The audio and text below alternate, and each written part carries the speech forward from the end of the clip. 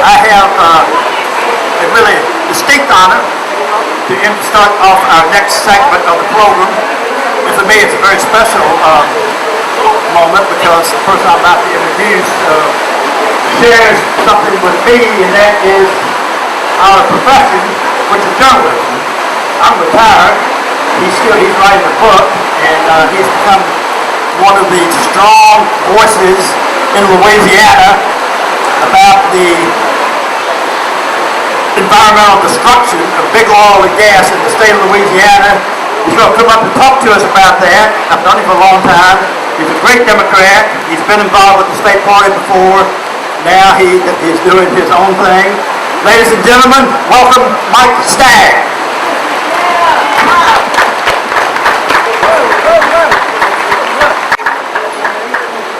All right, thank y'all.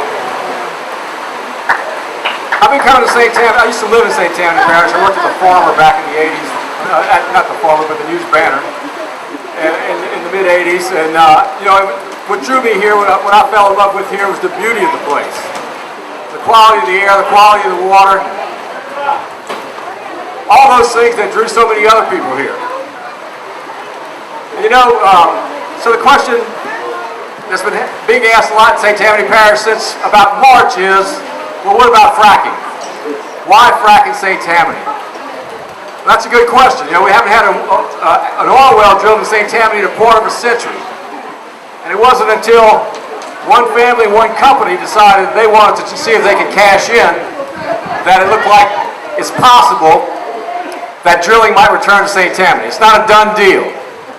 People will tell you it's a done deal. It's not a done deal. There's lawsuits lined up already to make sure that it doesn't become a done deal, that it doesn't happen. But one thing I've noticed over these last few months is that, we came here and we were on a bus tour of the coastal zone through with the Louisiana Bucket Brigade and the Green Army, and we ended up here at Abita Springs on Thursday night, May 1st, when there was a fracking information meeting at the town hall. Over 600 people there. That same night, there was a parish council meeting down the road at Coop Road, and there were about 300 people there. So 900 people, citizens, on a Thursday night, with obviously, they could have found something better to do with their time, but they came out to try to get some information on this issue, try to find out what was going to happen to their parish. But what's happened since then is we've seen on this issue that's happened like a lot of other issues, sort of a polarization has set in, where there's two sides of the issue, two sides that are passionate about it, but most of the people are in the middle and they haven't committed one way or the other. And I think where we are now, there's a big hearing at Lakeshore High School on November 12th for a drilling permit hearing that Hellas is seeking. Department of Natural Resources is going to conduct the hearing. I can tell you right now that if DNR had their way, they would issue that permit, and they will try that. But what needs to happen between now and then, and in the months that are ahead of us, is that we need to reframe this issue. We need to reframe the conversation. And that conversation is, we've got all our people already convinced that fracking is bad for St. Tammany, will be bad for St. Tammany, that will affect the air, will affect the water, the things that attracted us here. But it's really an issue of looking at the long-term impact versus the short-term. When the fracking people talk to you, they talk about the jobs, they talk about the money, they talk about what it'll do for the parish. Well, for 20 years, there's been a tax exemption on severance on minerals extracted using horizontal drilling. That means that St. Tammany will not get any severance tax money. The state will not get any severance tax money off of any oil or gas produced in the Tuscaloosa Marine Trend for at least 2 years, and these wells play out quickly. Wow. So the question is, what is this issue about? This issue is about the life that you will leave for your kids here.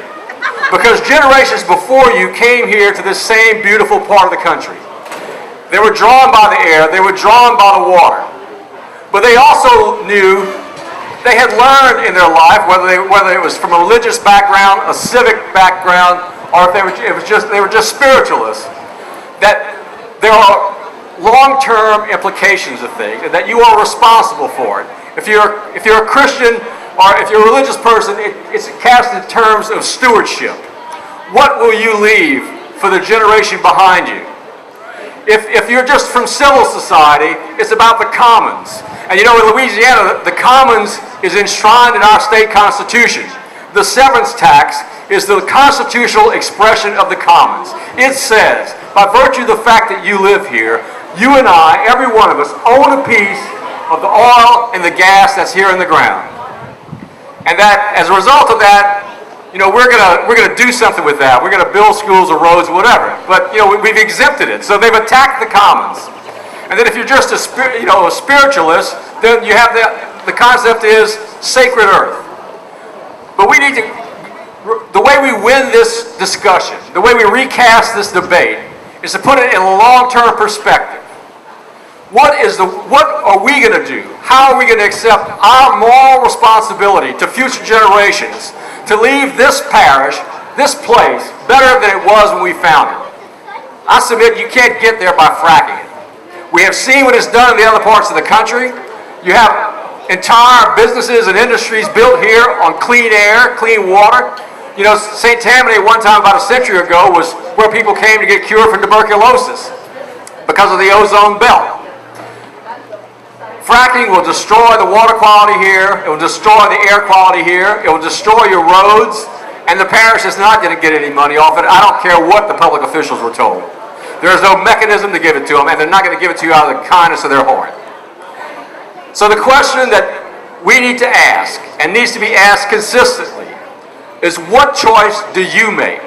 What is the choice, what is the world, what is the parish that you want to leave for your children and their children and the children after them? It's not about jobs. It's not about money. It's about air, it's about water, and it's about the future that you will leave for your children. That's how we win this. Thank you.